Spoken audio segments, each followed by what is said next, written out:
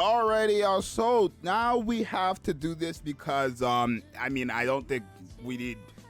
I mean, I could have done this day one, but I'm going to be giving my honest thoughts about obviously this Clay character, right? This Clay character, because I guess we have understanding of what's going on behind this character, and I don't like it, right? So this video is probably gonna come with a rant as well, just because I don't like what they're doing with this.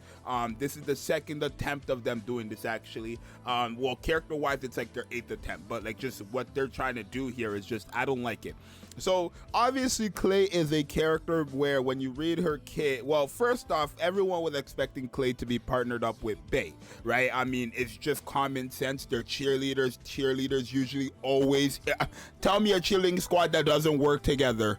I don't know, but cheerleading squads usually are always together, supporting each other in their dance routines, yada yada yada. Now, she didn't end up working with Bae. She actually did nothing for Bae. There's not a single thing in her kit that helps out Bae in any type of way, which is crazy because everything Bae does helps her out in terms of letting Clay survive longer, right? So when you read her kit, her whole niche, her whole gimmick, her whole what does she do is true damage buffing. Now, when we read her kit, we all thought that she was actually going to, you know, give all allies true damage. Well, I want to say most of us, right? I'm not sure if everybody, I think everybody, but I'm not. You guys let me know down below in the comments, right? But when you read her kit, this is another problem with Nikke. It says affects all allies true damage up, right? It says that on her first skill, and it says that on her burst skill, right?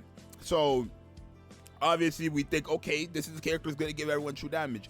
We come and use her in the game, and we find out that it's a situation like E-Legs, where only characters who have true damage, and I'm going to explain that in a second, but only characters who have true damage are the characters that will actually get affected by that buff, right? If you go to E-Leg doesn't have true damage, but what I mean by that is E-Leg has an ability that, increases the distributed damage dealt for 10 seconds, and that also says affects all allies, but that only applies to characters who have the ability to do distributed damage. So for example, Modernia does not have the ability. This character right here, I can just do it like this.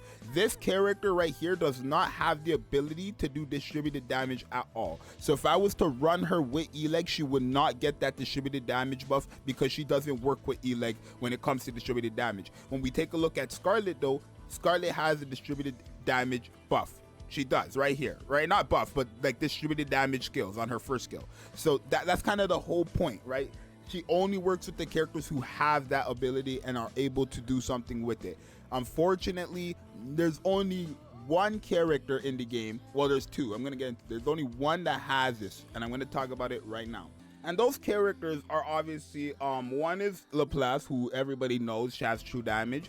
And another one is a character who you need to get a favorite item for to get the true damage. But Laplace has true damage right here on her burst skill, and then the last one is Freema. Freema now has the ability of true damage through her treasures. If you actually go to her favorite item, that's what they call it now. But if you go to her favorite item on her, I believe, first skill, right? Her first skill, right? When she's fully stacked up on this sleepy effect, then she will obtain the ability of doing true damage on her through her normal attacks for 10 seconds, right? So within that 10 seconds of her being fully stacked, then and only then she would have the true damage buffs from Clay, and then she also gives true damage herself, right, on her her burst skill and her second skill. So it's so weird to me because the two characters who have true damage in this game are characters who just got a buff. Literally, this character Laplace just got a massive buff through favorite items, and the same thing as Freema.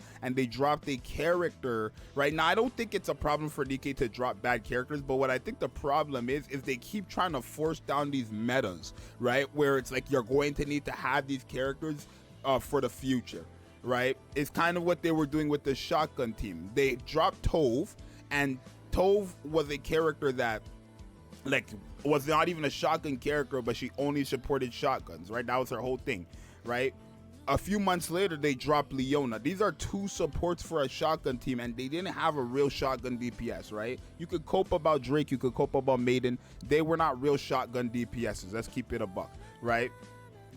and Anise was like the only one, but you couldn't use Anise with these characters because both of them like kind of were not, or Tove really wasn't great for Anise, increasing max ammo capacity and stuff like that. Anise only works when the last bullet hits, so you don't really want increasing max ammo capacity for something like that, right?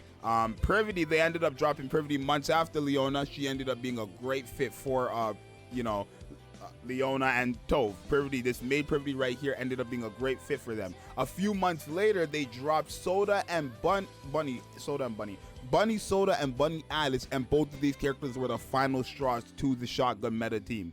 Now the next banner, they're starting this meta of true damage, right? And we know they're starting this meta of true damage because the last patch they updated 2 characters to have true damage, or at least made one of the 2 characters have true damage, and another one they just buffed true damage completely. And then the next banner they drop true damage. I don't like how they keep dropping supports for supporters, right? Well, not necessarily support for supporters, because I don't want to say Clay is a support for a supporter, but she is a character who's not really doing anything right now. So, and I don't know if her true damage buffs are really going to be that big where it's like, oh, you guys should go ahead and get this character. That's what I'm telling you guys. I don't think it's worth it at all, even regardless if you have like, you know, building a shotgun team is completely from a true damage team, right? Because at the end of the day, if you want to use the true damage, it's so funny how she actually has Bay here. What a fake friend, bro.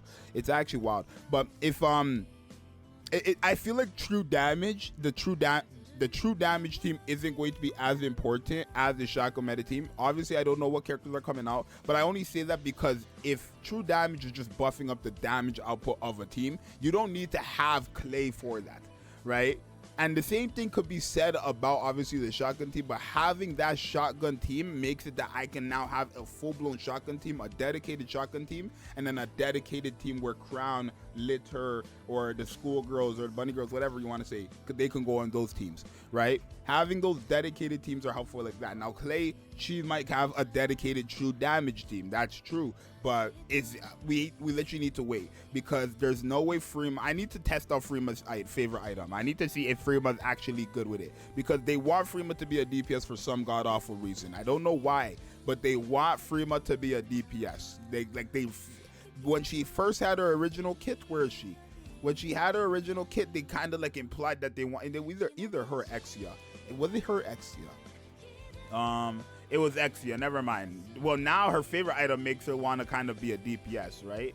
Exia was the one that was like a burst 1, and she had a wonky ass like kit. But let me just go back to Freema and see exactly what she gains off her favorite item beside the true damage. So she gains true damage and she still has the defense, right? And then she gains true damage here. She deals damage and it's 50%. It's crazy. And then here 28% when fully stacked up, or I guess when you're in the wake up status. So when you're in this status, she deals true damage. When she's in this status, she deals true damage, and then when she's also in this status, all allies who have true damage get a true damage buff for 5 seconds, and when you use her burst skill, she gets a true damage stat.